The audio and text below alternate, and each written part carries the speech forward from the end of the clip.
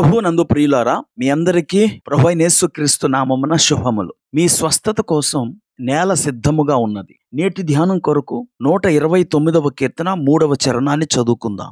దున్నువారు నా వీపు మీద దున్నిరి, వారు చాళ్లను పొడుగుగా చేసిరి. ప్రియులారా, ఈ చదవబడిన వచనము ఒక వ్యవసాయ చిత్రాన్ని మనకు చూపిస్తోంది. ఎందుకు ఈ వ్యవసాయ చిత్రము? మన స్వస్థత కొరకు మన ప్రభువైన యేసుక్రీస్తు అనుభవించిన హింసాత్మక బాధలను అర్థం చేసుకోవటానికి ఈ వ్యవసాయ చిత్రం దోహదపడుతుంది. 129వ కీర్తన మెస్సియా కీర్తన. ఇది క్రీస్తు అనుభవించిన కొరడా దెబ్బల చిత్రం. ఈ వచనాన్ని మనం చదువుతూ ఉండగా ఆయన ఎందుకు వ్యవసాయానికి సంబంధించిన పదాలను ఉపయోగించారో ధ్యానం చెయ్యాలి. వ్యవసాయం చేసేటప్పుడు నేలలో నాట్లు వేసే ముందు లేదా విత్తనాలు వేసే ముందు ఆ నేలను దున్నుతారు. ప్రభువును కొరడాలతో కొట్టడం ద్వారా ప్రభు వారి యొక్క వీపును దున్నారు అని ప్రభు తెలియచేస్తున్నాడు. దున్నేవారు పదునైన నాగలిని నేలలో గుర్చి లాగి అప్పుడు విత్తనాలు విత్తటానికి నేలను సిద్ధం చేస్తారు. మన ప్రభు అయిన యేసు వీపునకు అదే జరిగిందని నేను నమ్ముతున్నాను. రోమా సైనికులు ఆయనను కొరడాలతో కొట్టినప్పుడు ఆయన వీపు మొత్తం దున్నినట్లుగా అయిపోయింది. నాగలితో నేలలో చేసిన చాళ్ళు విత్తనాలు నాటటానికి, నీరు పోయటానికి వీలు కలిగిస్తాయి.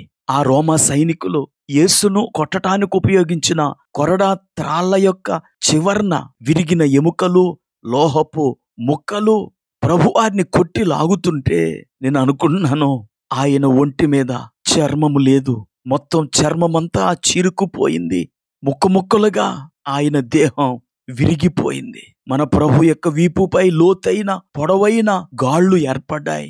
ఇదంతా ఎందుకు అంటే మన విశ్వాసాన్ని ఆ చాళ్లలో మనము విత్తినప్పుడు మనకు స్వస్థత కలుగుతుంది. విత్తనాలు విత్తటానికై వీలుగా చాళ్లు తయారు చేయబడతాయి.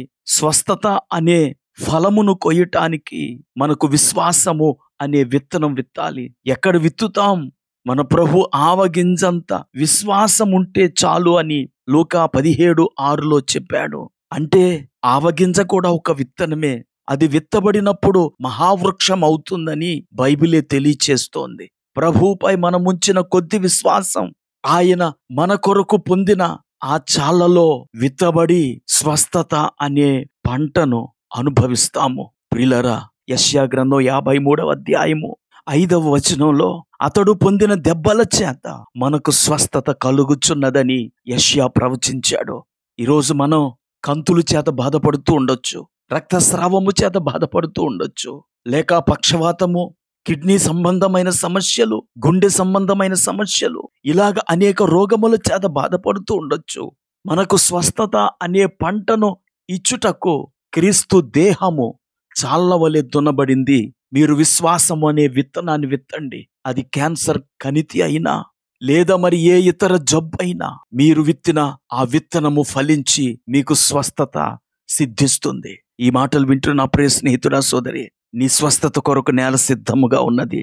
నేడే విశ్వాసపు విత్తనాన్ని విత్తి ప్రభు యొక్క గాయములను ఆశ్రయించు. ఆయన స్వస్థపరచు హస్తము నేడే నిన్ను తాకి నిన్ను విడిపిస్తుంది. ప్రార్థన చేసుకుందాం. కృపా కనికరం కలిగిన మా తండ్రి, నీకు వందనాలు. ఈ మాటలు వింటున్న మా వీక్షకులలో ఎవరు రోగముల చేత బాధపడుతూ విశ్వాసము అనే చిన్న ఆవగింజను విత్తుతున్నారో అది నీవు పొందిన దెబ్బల వల్ల కలిగిన చాళ్లలో నాటబడి వారి కొరకు స్వస్థత అనే పంటను అనుగ్రహించుటకు సహాయం చేయండి. ఈ మాటలు వింటున్న ప్రతి ఒక్కరిని విడిపించి స్వస్థపరచమని యేసుక్రీస్తు నామమున ప్రార్థించి వేడుకుంటున్నాము.